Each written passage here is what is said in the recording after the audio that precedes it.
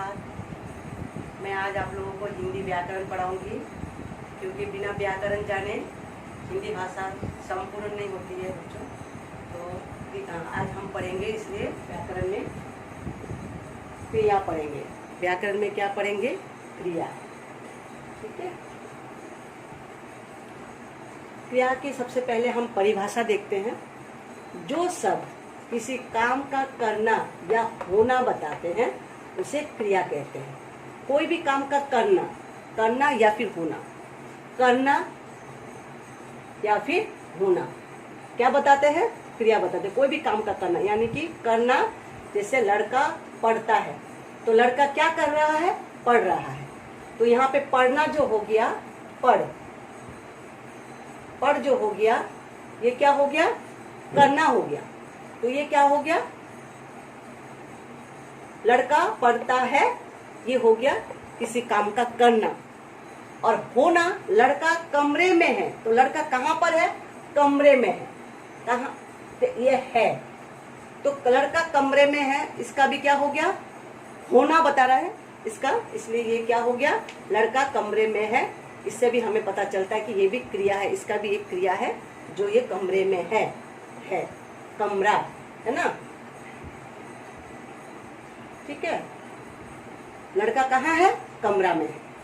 तो इसलिए क्या हो गया? ये कमरा जो शब्द हो गया, ये भी करना ही हो गया। किसी चीज का क्या हो गया? होना हो गया। और पढ़ना, लड़का क्या करता है? पढ़ता है।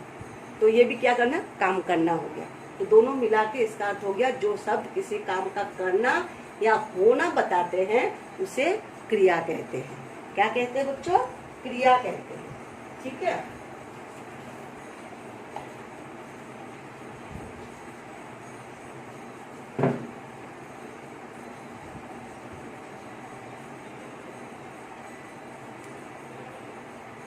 अब आ गया क्रिया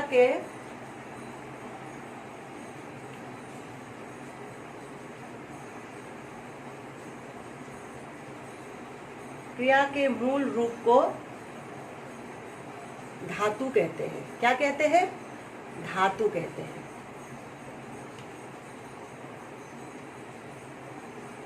क्रिया के मूल रूप को क्या कहते हैं? धातु कहते हैं। पढ़ना जो आपने भी पढ़ा था, पढ़ना, ये क्या हो गया? पढ़ना क्या हो गया बच्चों?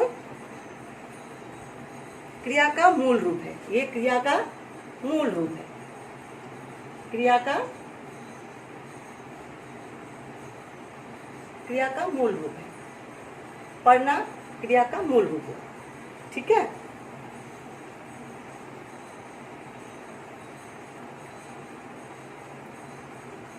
क्रिया का मूल रूप हो गया यहाँ पे।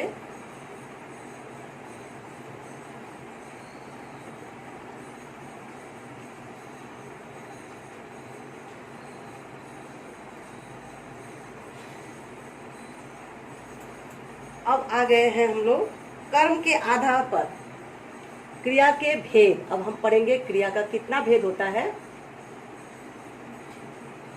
क्रिया के भेद। अब हम इस क्रिया के भेद जानेंगे। इस कितने भेद होते हैं? 2 प्रकार के होते हैं। इसके 2 प्रकार के भेद होते हैं।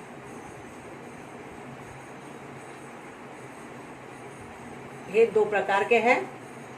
नंबर 1 हो गया सकर्मक क्रिया। क्या हो गया बच्चों? सकर्मक।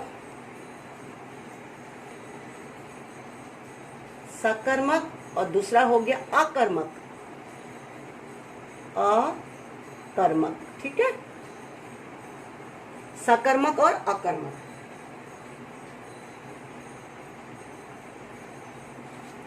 क्रिया के कितने भेद हुए? 2 प्रकार, सकर्मक क्रिया और अकर्मक क्रिया। ठीक है। अब हम जानेंगे सकर्मक क्रिया और अकर्मक क्रिया क्या होता है। सकर्मक क्रिया और अकर्मक क्रिया क्या होता है, इसको भी जानना जरूरी है। नंबर 1, सकर्मक क्रिया। क्या होगा? सकर्मक क्रिया सकर्मक क्रिया को जानते हैं हम लोग पहले। ये कर्म के आधार पर होता है, सकर्मक क्रिया कर्म के आधार पर है। ठीक है, आप लोगों को बताया था मैंने। कर्म के साथ होने वाला क्रिया, ये हुआ कर्म के साथ, कर्म के साथ होने वाला क्रिया। कर्म के साथ होता है ये क्रिया। किसके साथ होता है? कर्म के साथ, कर्म के साथ होने वाला क्रिया। ठीक है, जैसे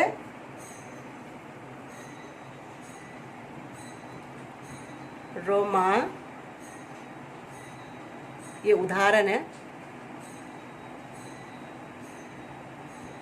ये उदाहरण है।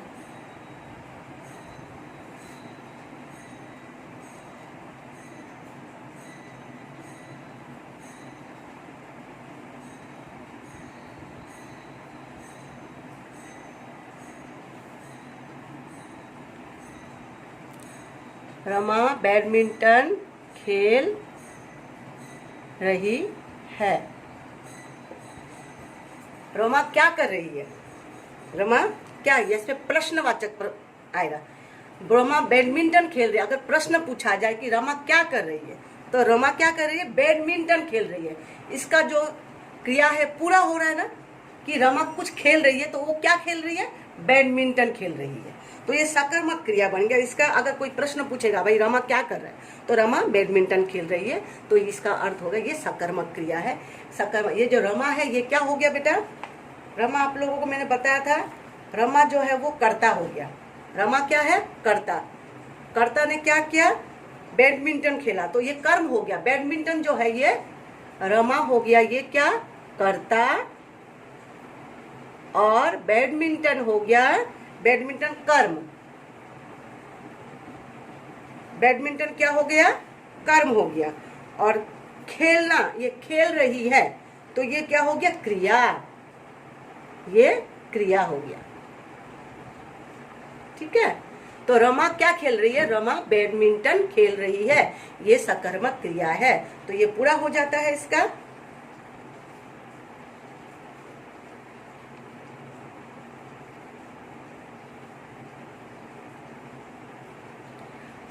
अब हम दूसरा पढ़ेंगे, सकर्मक हो गया। अब हम पढ़ेंगे नंबर 2।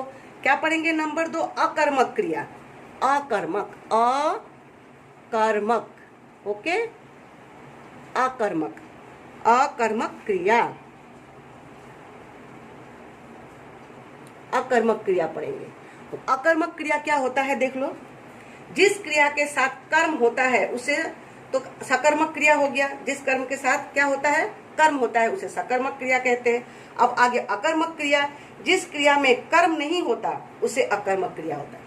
इसमें कर्म नहीं होगा, वो क्या काम कर रहा है उसका कर्म का पूरी जानकारी हमें पता नहीं लगेगा। तो इसे जिस क्रिया में कर्म नहीं होता, जिस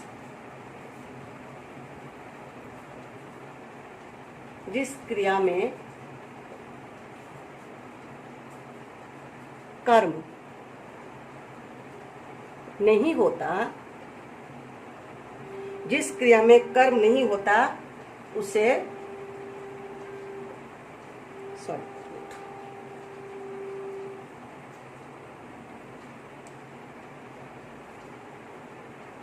उससे अकर्मक क्रिया कहते हैं।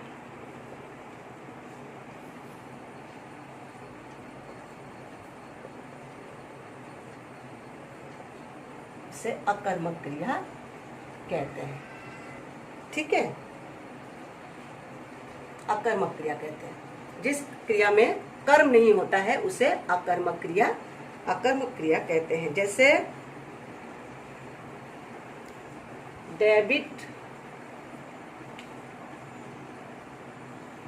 डेविड नहा रहा है।